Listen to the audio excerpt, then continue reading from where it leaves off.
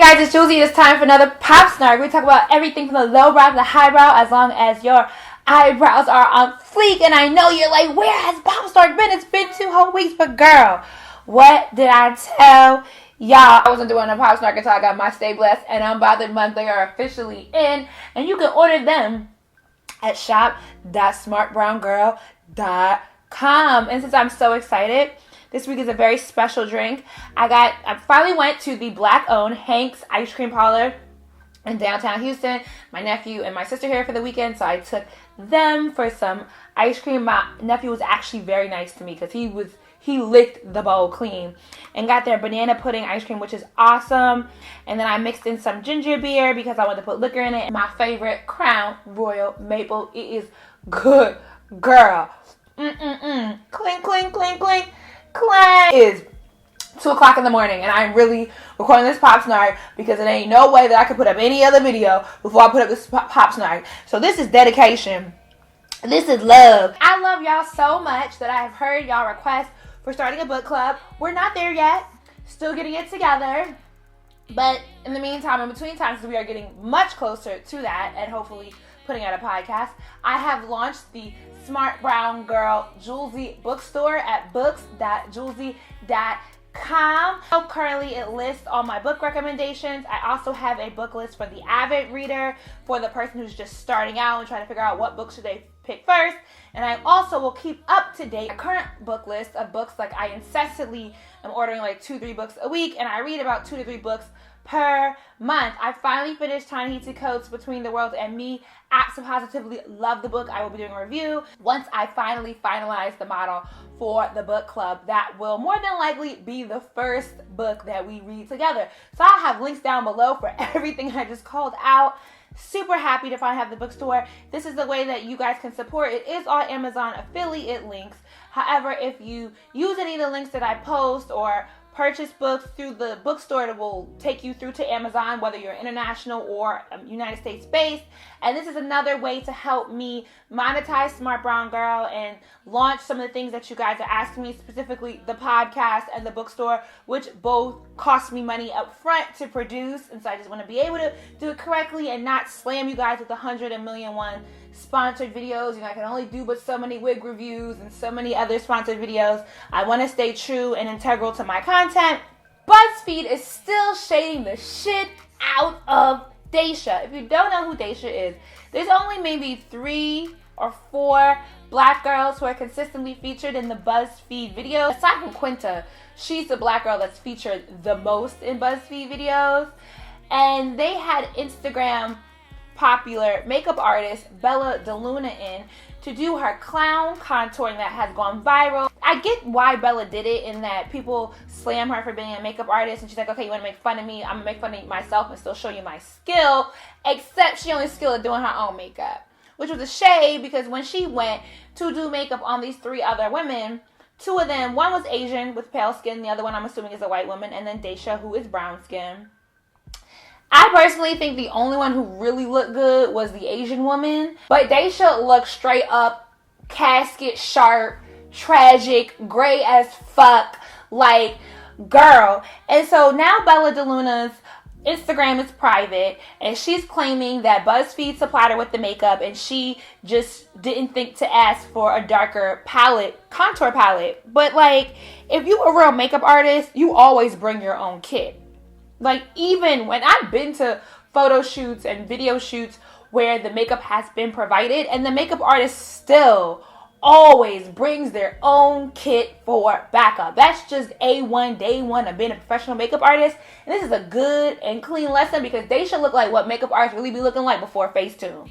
But the New York Times recently ran a lengthy article, and for the topic, a pretty lengthy video. It was 11 minutes, covering 3 London girls who fled London to join ISIS in Syria. It is a terrorist Islamic organization that is ultra conservative and just backwards as fuck and misconstrues a lot of what Islam is about. And before I kind of tackle this, because I know anytime we talk about religion, especially with Muslims, it's really easy in present day to slander Muslims and Islams and try to pull a Don Lemon and act as though it's an inherently violent religion. But it's honestly no more violent than Judaism or Christianity. I think if you're actually a Christian who has read the Bible, you will understand historically that we do go through these kind of successions of world powers, and where these different religions have all shown their teeth. Most of the colonization of the world was done under the banner of Christianity. So don't be so quick to throw a stone when thrones can be thrown back at your own religion. But now let's just say, what I did really find interesting about the piece is that there has been a push towards conservatism within certain Muslim neighborhoods in England. Why that strikes me as interesting is because, again, if you look at history, is that anytime there is an austerity plan put in place by the government, which means that finances and the flow of money and how money is spent and, basically social welfare is severely restricted. Regardless of what religion we speak of, people tend to get ultra conservative. When a disenfranchised people are being further disenfranchised by the extravagance of the upper echelons lifestyle, it always comes back around to conservatism. So you see this in this recent season of Game of Thrones, which is also in the books.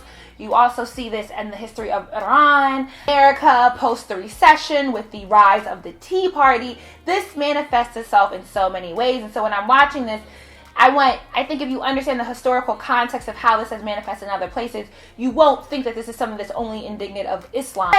The New York Times really did take pains to really delve into the neighborhood and the families of these girls, and you realize how kind of progressive and modern they are, even though they may have taken a more conservative tilt because of the pressures of the outside world. But it's interesting that these women can go join a organization that is publicly proclaiming the right to rape women because they are not of the same religion as themselves. And what, again, this reminds me of is that, violence against women only sustains when women participate in the violence against ourselves. And so I do kind of, not that we don't have a whole lot of information on the inside workings of what's happened to these women once they get to ISIS. I have a hard time believing that they don't have any parts in enabling the rape of Yazidi women and young girls by ISIS militia, especially if these are the men that they are then picking to be their own husbands. Bernie Sanders and Black Lives Matter. So the Seattle chapter of Black Lives Matter completely shut down a Bernie Sanders, rally in Seattle that he was speaking at, and the reaction has been pretty mixed. I've seen a lot of black people say that this was disruptive, it doesn't aid in the case, it wasn't strategic. I've seen a lot of people, just black, white, and people that are just sympathetic to the movement, who have stood behind the young women, Marissa Johnson and Mara Jacqueline Williford. I kind of really don't have a staunch opinion on this. I don't necessarily think that it was I don't think that it was the smartest thing to do, but I'm also not going to kind of berate these women for what they did. I get why they did it. Bernie Sanders is the most accessible presidential candidate. This cannot happen at a Hillary campaign. I think they were able to kind of shut down a Jeb Bush campaign. Girl, I am paying no attention to GOP. I really don't think it's worthwhile trying to press the GOP to take up for black issues, because black folks just really ain't. Maybe y'all can go holler at John Cage, because he seems to be cash, whatever, the Ohio governor. I'm really kind of surprised at how many people are supportive of Bernie Sanders, and I get why he's appealing, but, has anybody ever been to Vermont? Because, I get, 1964, he was there shooting gym with, SNCC, and he was out there in Selma or whatever. I get it. Kudos to him. But that was 1964. I also get that since he's been in the Senate, he has been very vocal and very liberal about social policy, about immigration, about income equality. I get all that, but he's been able to do that because he's a senator from Vermont. Have you been to Vermont, where there are no black people? And my homeboy, interestingly enough, who is very much so part of a Black Lives Matter chapter in Philadelphia, he went to Vermont recently, and he was saying most of the far northeast is what America would be like if they never had benefited from the slave industry. And that there was never really a viable slave trade in much of the far northeast, and so therefore no industries were really established. There was never a great migration of black laborers or minority laborers in general to the far northeast, and so it's just basically a bunch of poor white folk up there. that like maples and trees and weed and shit. Like, that's what I think of Vermont. But, you know, for me, it's like, if Bernie Sanders is really going to be the candidate who can speak to not only just the black vote, because we're 13% of the population, but can speak to the nuances of the disenfranchised poorer class of America, then I would like to have seen him be a state senator in some place where that actually is impactful, like Louisiana, Mississippi, Illinois, California, New York, where he's from, New Jersey, Florida, like states, South Carolina, states where like this is actually hard to do, and you have to participate in bipartisan policy, and you have to deal with the nuances of years of established disenfranchisement in these communities to overcome. And because, you know, right now he's just giving lip service. Nicki Minaj got a second wax figure at Madame Tussauds, now at the Las Vegas Museum, and it is from her Anaconda movie video, and she is fully bent over on all fours. It is very, I mean, Nicki loves it, so I guess, girl, if you feel good about it. But Azalea Banks, every once in a blue moon, makes a lot of sense, and this time she did make a lot of sense about why would they do that to her, knowing full well that people are just going to walk up, stick their crotch on her ass, and get into a sexual position with her. Why couldn't they do her standing up? You know, she has done a lot as a black female hip-hop artist and just pop artist overall. Why choose such a demeaning statue? Yeah, she does bend down on all fours, but I mean, has Britney Spears ever been on all fours in a video? I mean, I feel like there's plenty of other... Are they going to put up a statue of Miley Cyrus twerking? Like, I don't know. I feel like white women be just as over hypersexualized in some of their videos and stuff too, and we're not picking that to kind of immortalize them in. And, you know, Azalea's right. There's plenty of pictures floating around of people going up to the statue and pulling the head back and, you know, getting into a sexual position with Nicki Minaj's wax figure. It just is like, I don't know, man. Straight Outta Compton, the biopic documenting NWA, a West Coast hip-hop group from the 90s, grossed $60.2 million within their opening week. They're getting a ton of praise.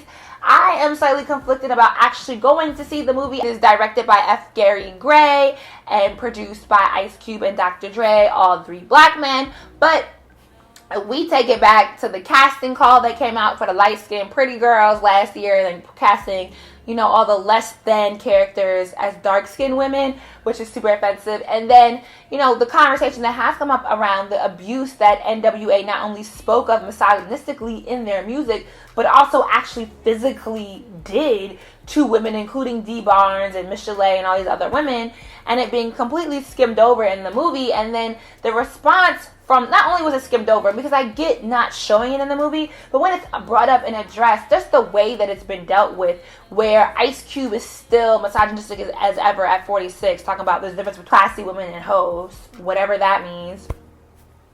Dr. Dre, who's gone from admitting it to flat out denying it to kind of sort of admitting it again.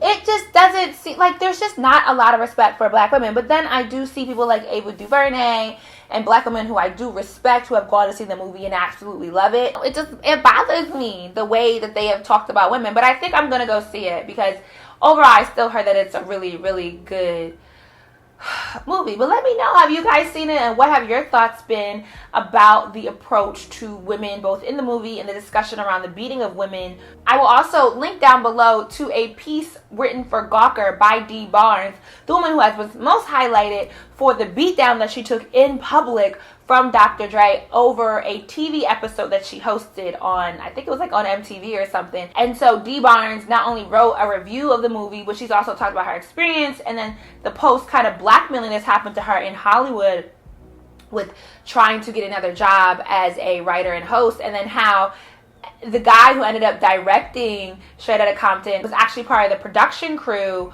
on the show that Dee Barnes took the beat down over. And so how she took flack for something, but here they are, you know, 20 years later working with the person who also had a hand in it, but, you know, they freely beat the shit out of a woman because, you know, misogyny, it just is so ingrained in our culture. We just don't know what to do with herself. And I am kind of excited to see this reproduction of The Wiz. Now we have Uzo Aduba playing, I believe she's playing Glenda the Good Witch, and Amber Riley playing the other good witch whose name I don't remember. Mary J. Blige is playing Eveline. She's gonna hit all the wrong notes, but I guess, girl, I don't really know how that's gonna go. I almost thought Uzo would be the better Eveline, but I feel like that's just typecasting because crazy eyes, and she has much more range than that, so I'm happy to see her in this role. She has a beautiful voice. Uzo can sing. And Queen Latifah's playing The Wiz. What I'm most excited about is that they hired a newcomer, Shanice Williams, who is 19 years old, will be playing Dorothy. I'm so excited. She gotta sing better than Diana too, so this might actually be cute. And then ending, I want to give a big shout out to the black women who are dominating magazine covers in the month of September. I don't care what you think about how undone or done Beyonce's wet hair is on the cover of Vogue. She's still slaying down. Cheers to her. Cheers to Serena, who is really doing the damn thing on the New York magazine cover. Like, girl, after this ice cream, I'm gonna get up and run tomorrow morning, girl. Yes, because, like, can I get that body? That body is crazy. Amanda Steinberg, who's just cute on the cover of Days magazine. And then Sierra is on Shape because we read Shape. And Kerry Washington is on Self because, you know, we read Self, I guess, girl. But y'all look great. Y'all both look great too, though. Cheers to all. Cheers to y'all. That's it for this week's Pop Start. Let me know in the comments down below what you were sipping on. Have you gotten your Stay Blessed and Unbothered mug yet? And I hope you join in on the conversation. Always stay engaged. If you haven't already subscribed, let your friends know. Thumbs this video up. Share with the world. And if I missed anything or there's anything you would like me to discuss or do, feel free to leave a comment down below and let me know what's going on. Shop.smartbrowngirl.com. Support a sister. Buy a book. Deuces.